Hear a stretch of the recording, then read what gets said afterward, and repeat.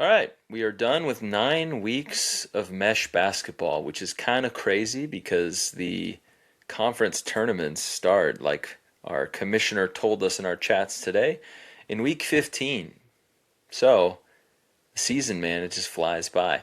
9 weeks done. I think first order of business. It's been 2 weeks since the last video. That means we missed the semifinals and then the finals. They're done now.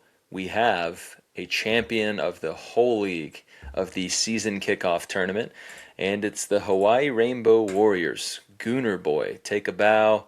You deserve it.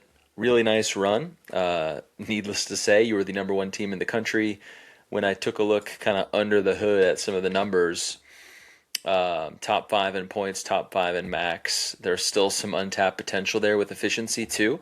So just a hell of a team. I wanted to look really briefly at the run, the entire run, starting from when they were just in their SKI regional. And so they ended up taking out Kennesaw State, Lafayette, Arizona State, and they did so scoring 426, 510, and 440. They got into the main draw of the SKI tournament. They took out Ball State, scoring 426, took out then number one Kent State by scoring 425, dropped 491 to win by 5 over Colorado. That's probably the game of the year. I can't imagine anyone has lost scoring 486 or more. So tough for Colorado, who had a very good shot to beat Bowling Green if they advanced. But what a win from Hawaii, going 491 right when they needed it. And then a modest 423 in the championship. Bowling Green has to feel pretty bummed after dropping 499 to beat North Carolina to go 109 points worse when they needed it for glory, right? And then they lost. So anyway, hats off to Gooner Boy. Hawaii Rainbow Warriors win the SKI. In many ways, you could look at that as a more significant achievement than winning March Madness. By the time March Madness rolls around, whatever form of super teams there could be, they will be here. So frankly, I still give March Madness the nod as the more impressive achievement at the end of the year. But you beat literally every single team. We all had a chance to win this tournament, all 184 of us, and you did it. So congrats. You should be celebrated for that, repping the conference too. But yeah, I guess that's really all I got for that. We've been covering it like 1 week at a time forever. Let's take a look at mid-major mayhem as well. We were in the Elite Eight, I think, when we did the last video.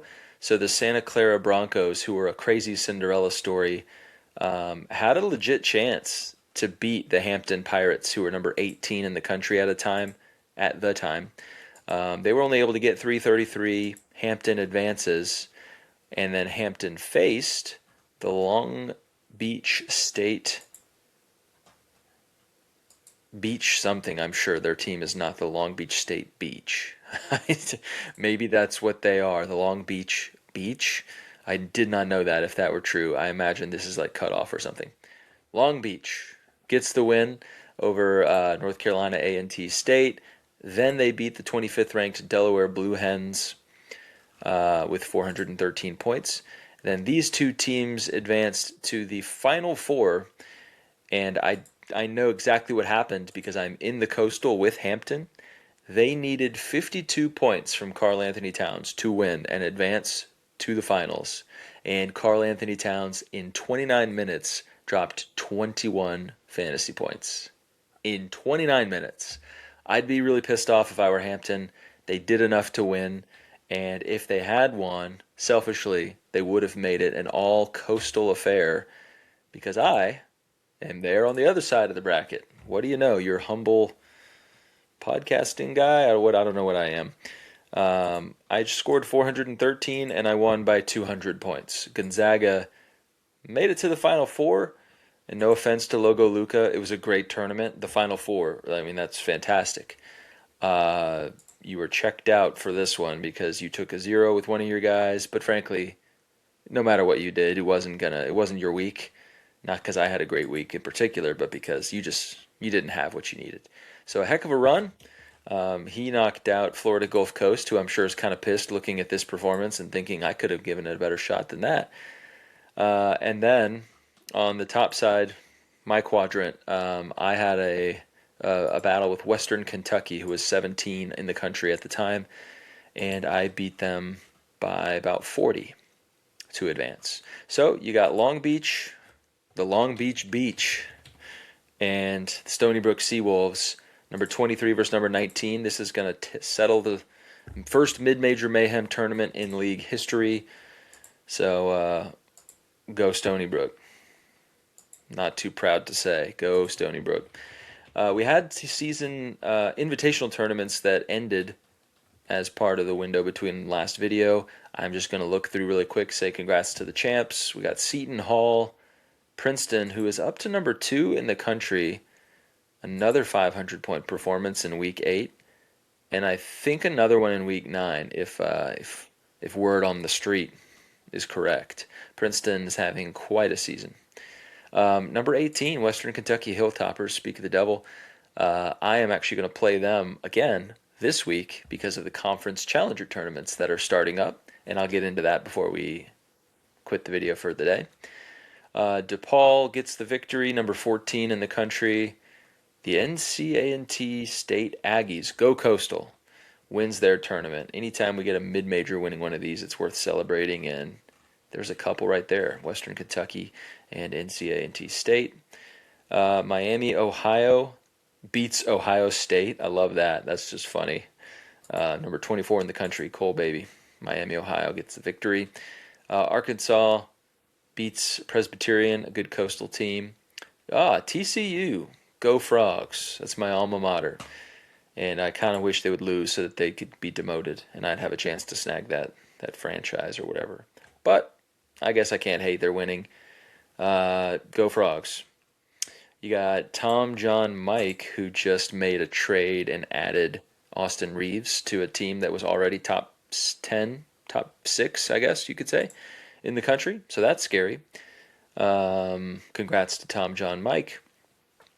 And thank you to Potato or Tom, John, Mike, or whoever has continued to do this background data entry. Appreciate it. I haven't done anything now in like 4 weeks, and I feel almost guilty about that. But it did help me be able to produce this today when I just picked it up instantly, had 30 minutes, and was ready to go. The data was already there. Thank you. Number 5, South Florida Bulls, Gab Phil, beats UCF. Oof, the bitter rivalry between Central Florida and Southern Florida. And I did not know that happened, but I'm glad that the matchup took place. Don't have a favorite, but Colgate gets the win over North Carolina. So tough week for North Carolina. They lose in both the week 8. Yeah, they lost in both the semifinals of the SKI Champs and in the finals of the Invitational. Cal Poly. Oh my word. Come on, guys. This is no offense to any of you great people, but Jesus, the scores in this are terrible. I mean, 338, 357, and then you win the tournament on 307? Oh my word, I'd be sick if I were Nicky Baz. But congratulations. The Illinois Chicago Flames win their tournament, beating Davidson. Wow. Big win for the number 1 team in the Ohio Valley Conference. Illinois Chicago Flames, congrats. Davidson crashing out in the finals. Colorado State gets the win over Long Beach State. Another tournament where Liberty got bounced before the finals. So Liberty started off so hot, has lost a few games. Obviously, they're still a great team, number 8 in the country, or maybe more at this point with another week in the books. UMass beats Florida Gulf Coast. Okay, Tulsa beats Northern Illinois. North Texas, go Mean Green. I'm also pretty close to North Texas. So. Beating Old Dominion. UTEP beating Memphis.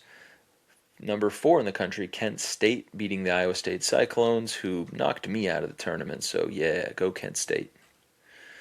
Hawaii Rainbow Warriors, no surprise here. Best team in the country, won the SKI tournament, gets the win over the USI Screaming Eagles, who only could put up 282 in their championship game. The Rice Owls, a crispy chicken, unranked, but getting the win in the tournament over Hampton, who I think also lost in the semifinals of the Mid-Major Madness and in the Invitational Final. West Virginia beats that is cousin, beats Virginia. Wow, West Virginia and Virginia. Am I missing something? Were these like set up like on purpose like that? That's neat as well. The West Virginia gets the better of Virginia. Troy beats Lafayette. I swear this interim team keeps winning games. It's really annoying. Wow, Colorado lost in the second round to Troy, and they have just been on fire. So that is an impressive thing when Troy gets the win. All right, there's one other thing to talk about here, I think. So the Conference Challenger Series. I don't know if everyone understands what they saw from the commissioner when he put the notice out, but we are not individuals. Well, we are, but we're not. You're fighting as part of your conference, right? So we have, everyone knows, I hope, 9 weeks into the season what conference they're in.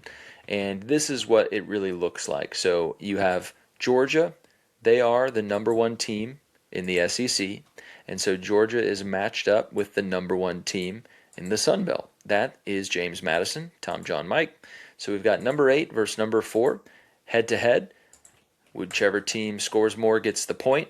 Whoever has more points between the SEC and the SBC wins the matchup, and they will advance. Between these two, only one will advance to take on the MAC.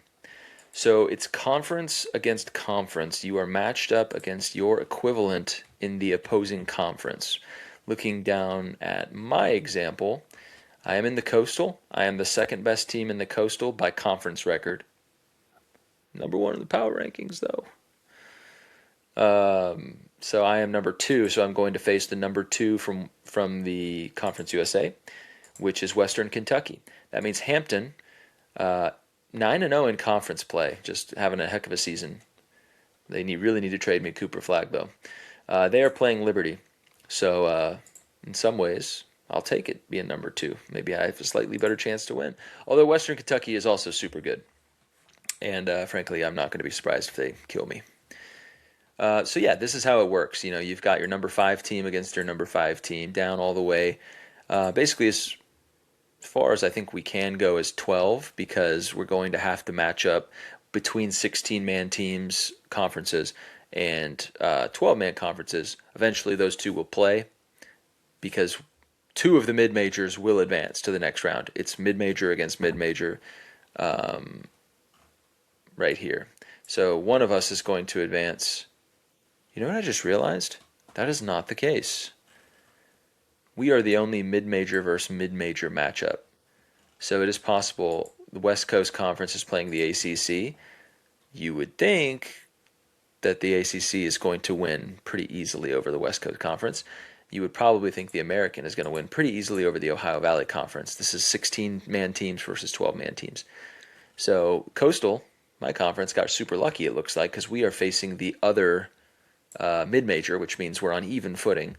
So, hey, go Coastal, down with Conference USA. Anyways, you can follow along on the website. Your matchups will be posted. You aren't done after 1 week. There will be another bracket.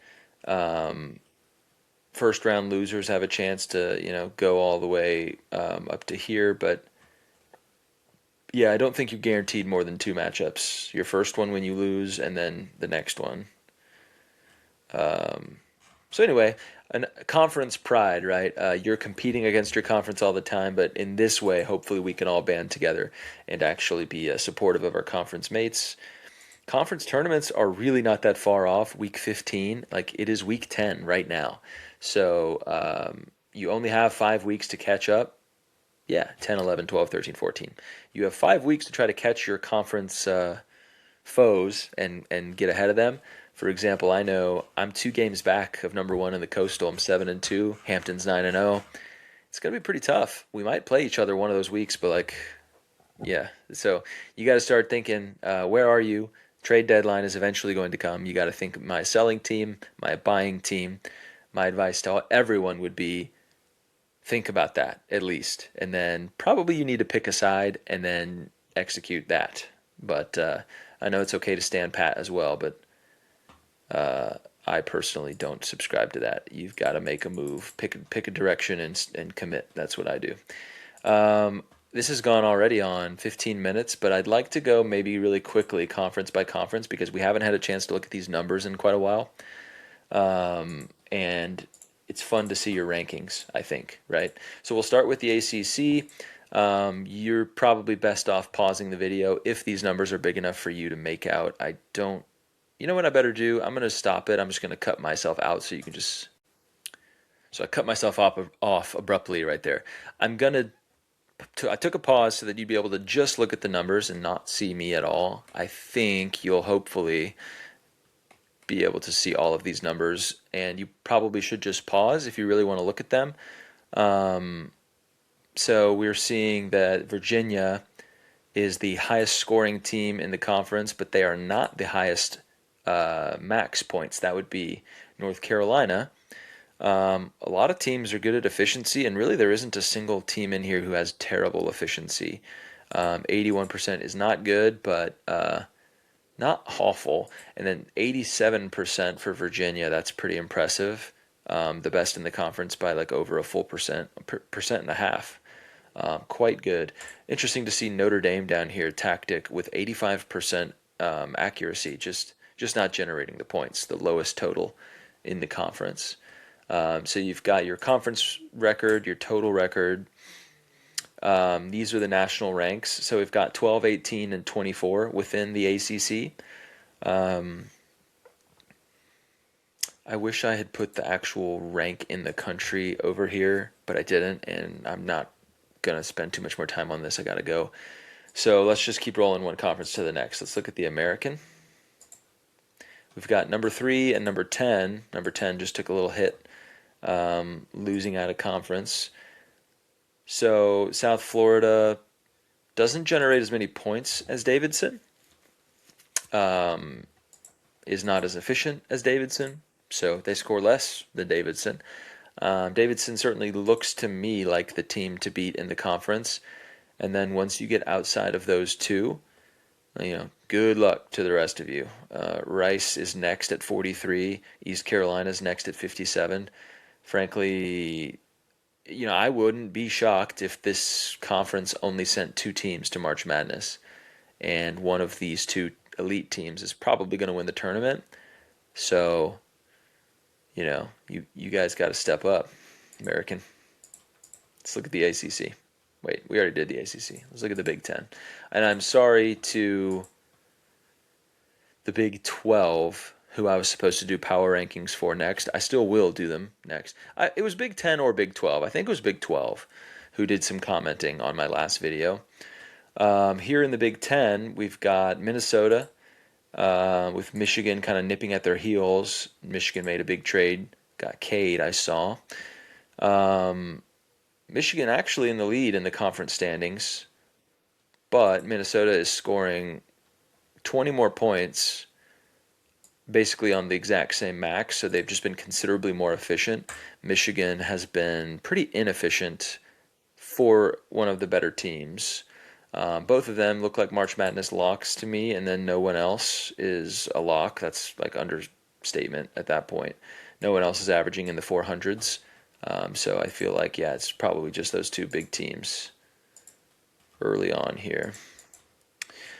Colorado is 6, UCF 11, BYU 17, with West Virginia 33, Oklahoma State 38, Iowa State 41. That's a lot of teams over 400. A really evenly dispersed talent pool looks like at the top. I will say that Colorado generates the most points by a pretty good margin and is still quite efficient. That point total is ridiculous. That's probably top 5. My money's on Colorado, but UCF is also a really good team. And BYU, frankly, I wasn't aware that you were scoring this many points. So, that looks strong as well. Just realized I hadn't checked if my mic was on this entire time. Glad it is. Um, yeah, interesting. A lot of teams here. We could see a lot of Big 12 come tournament time. Is what I'm seeing. The Big East, we have number 13 DePaul, and that is the only ranked team. I know Seton Hall won their invitational. We saw that. 34, 45, 49, 55, 65. So a lot of teams still on the fringes of March Madness contention, with really just the one team that is killing it so far, I guess. Interesting, when you look down here at Loyola and Providence, they are scoring the most in the conference, or they are generating the most potential points in the conference, but their efficiency is quite poor. Efficiency is somewhat luck, and so I always expect it to go towards the middle. If you're really high, I expect it to fall. If you're really low, I expect it to rise. So I won't be surprised if we see one of these two teams, or both, really pick it up and be more of a slam dunk team for March Madness by the time it comes around, just by virtue of having their efficiency swing back towards the middle a little bit. But it looks like DePaul and Seton Hall probably are the big favorites to get through. I'm acting like there's only a couple teams that make March Madness. I mean, there's 60 something, 64. Here's a look at the Coastal. I am at 19 with Hampton just out of the top 25. Our commissioner here at 39.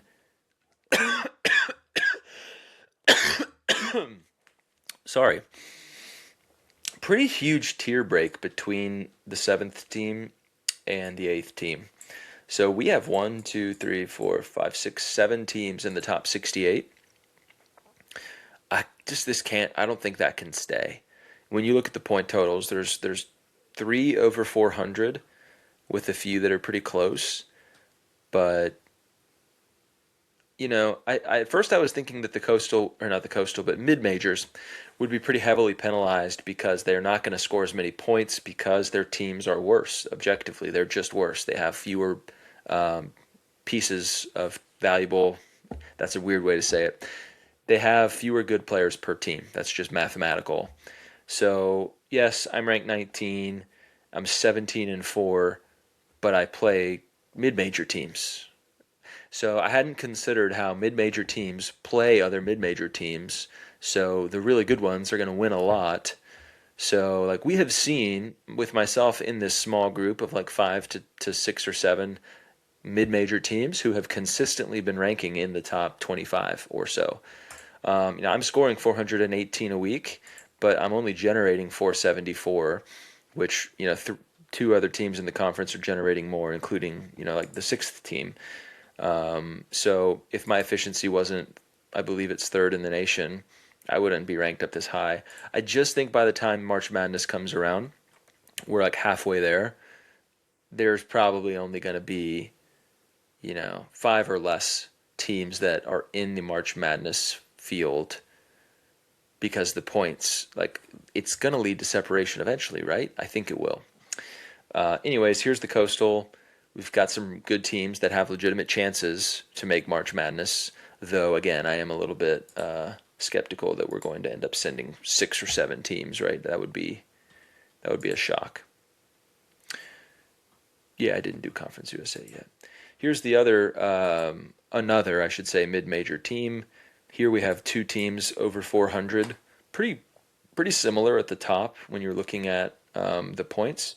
However, there's only 5 teams in the top, 70. I guess you could just say 6 in the top 76. A lot of really high efficiency teams at the top. That's pretty wild. And I guess that's, like I said, that's kind of how we have to do it mid majors. If you're not efficient, you will be nationally like ranking very poorly in terms of your point totals. So I guess it makes sense. Liberty and Western Kentucky, I haven't checked, but they might be the only undefeated pairing in conference. I cannot wait for them to match up against each other, because and not to discount Delaware, who probably lost to one of these two, I'm going to assume. That is a 3-headed monster for mid-majors anyway, and a fun race to watch. Let's go to the Ivy. Princeton all the way up to number 2, Harvard at 8-1. I bet you he lost to Princeton. Um, God dang. Princeton scoring a lot of points, 451 points, 519 max on 87% efficiency. That'll work. Wow. 15-1. Only loss came in the SKI champs bracket to another elite team, right? Wow, very impressed. Number two, the only team in, well, no, I guess Colgate is 25. The color coding kind of threw me off there.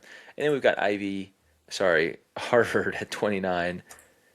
So I mean, this is what I mean. This is wild. The Ivy has four teams. The vaunted good Ivy has four teams in the top 70. The Coastal has seven. Suck on that, Ivy. The Coastal is kicking your ass. But obviously, that's kind of a little bit of a joke because these teams have to play each other, and so they're getting losses. Whereas the really good teams in the Coastal can beat the bad coast. Anyways, there is something there. The Coastal does look strong. The Ivy is either looking weak or really cannibalizing itself. And getting everyone just enough losses that their ranking really doesn't look sharp yet. I gotta say, honestly, no. When I look at the points, I'm gonna make some Ivy and Coastal beef because, okay, yeah, you have Princeton. Princeton's gonna kill anyone in the Coastal, fine, myself included. But then the highest other point total, 408, 404, 404. Dude, let's just pull them both up. We're doing this. If you sort by points between our two conferences, you got Ivy, Coastal, Ivy, Coastal, Ivy, Ivy, Coastal, Coastal, Ivy, Coastal, Ivy, Coastal, Coastal. So I'm just ignoring the Ivy, Ivy, Ivy, Ivy under that. When you look at the tops of our conferences, man, like what does the Ivy have that the Coastal doesn't have? I'm having fun with that. Sorry. Let's just move on. Pretend I didn't say that. I'm sure I will not catch any flack from the Ivy League. But go Coastal. Wow. All right. In the MAC, we have number 5, 9, 20, and 21. That's nice. And 44, 50, and 64, and 69. A pretty well balanced conference. Dang, these three teams are really struggling. Toledo, Central Michigan, and Ohio not scoring many points. Like, that's pretty wild as power conference teams. But wow, this is a really balanced conference. Kent State and Bowling Green and Miami, Ohio. I'm not really trying to discount you, Ball State, but yeah, I mean you're up there too. Those four teams are really nice. I mean, comparatively, I feel like that might be as strong of a four as any conference, and I really didn't expect that when I turned up the MAC. So good job, MAC. Got some real contenders there, and a pretty deep field. Let's look at Mountain West. We still have 5 more, and then we'll call it a video. We got the number 1 team in the nation, as well as number 16. Pretty clear drop off in tier after Hawaii. No shame in that. Colorado and San Diego State both looking like good teams that are probably tournament bound. If Colorado could get that efficiency up from not only 79.6, but like up to like 83, 84, they'd really be dangerous. All told, I still wouldn't want to play them. Nice conference race here. 9-1. I do not believe that is correct. So something's off in my numbers here, but yeah, Hawaii's only lost once, and they won the SKI, and they won their Invitational, and they won the SKI Champs. So I think they're 8-1 in conference. I think they did lose to someone in conference, and I think they're undefeated out of conference. Anyway, they're a hell of a team. Not a lot of March Madness buzz going right here. Pepperdine, Air Force, you guys could certainly get there, but currently it's only projected 3, so that's not great. The Ohio Valley, Illinois, Chicago at 9-0. I think, like I said, they knocked off a really good team in their invitational tournament. But the point totals are a little bit low. Indiana State just dropped 500 this week. Their team is really good. I beat them, but they didn't have Wemby at the time.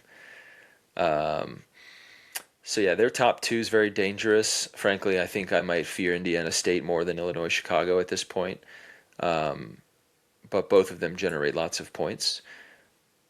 And it's crazy that Indiana State is 11-7. Honestly, the Wemby thing is a big deal. Everyone has injuries though, so I'm not trying to pick on you, Illinois Chicago. I just have seen Indiana State's roster more recently, and it was pretty dang good. This is not looking too good for March Madness. I mean, one of y'all has to make it on winning the conference tournament. If that's Illinois Chicago, like there is a legitimate chance that none of you make it. And so this is sort of what I envision more of the mid-major conferences will look like at the end of the season. Next is the Mountain West. Nope, we already did the Mountain West. Let's do the Sun Belt. JMU is super, super good. 540. That might be number one. They are generating so many points. Their efficiency is not great. It's, fine on the slightly verging into the bad side. They are the big dog of the conference. They are winning. Wow. I'm not sure if any other conference has, like, their second best team has 3 losses. So this conference is really cannibalizing itself, beating each other. Really balanced point dispersion at the top, except for JMU. But again, this kind of looks like a couple of the mid-major conferences. So no one's really separated themselves. I wonder if this is because they haven't really made lots of trades or what the deal is with that. But yeah, just get out of Tom John Mike's way if you are in that conference. The SEC, we have number 8, number 14, and number 36, 54, and 60. So, several teams that are threatening to make it, but we have a distinct tier at the top between Flash and Andy Hensley, I think it was, Georgia and Arkansas. So both of them are generating a ton of points with good efficiency. Both of those teams are legit, like, Final Four contenders. So I fear the top of this conference a lot. The other, the rest of the depth looks fine. They'll definitely send at least another team to March Madness, but I'm not seeing anything too frightening. And then West Coast Conference, Long Beach State at number 23, Pacific at 30, Oregon State, Oregon State, and then a big drop off to Santa Clara. They have one team over 400 points, though Long Beach is close. Wow, Pacific is generating so many points. That's really impressive. I wonder of all the mid-majors if that's the most. Their efficiency is just not that great.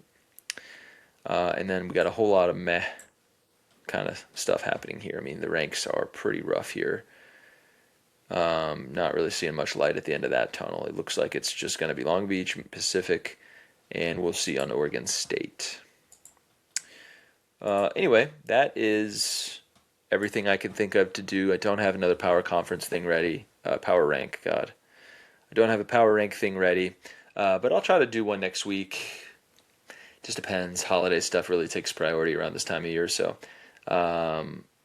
Big 12 or Big 10, whoever did the more comments on that last video, I will do that one next.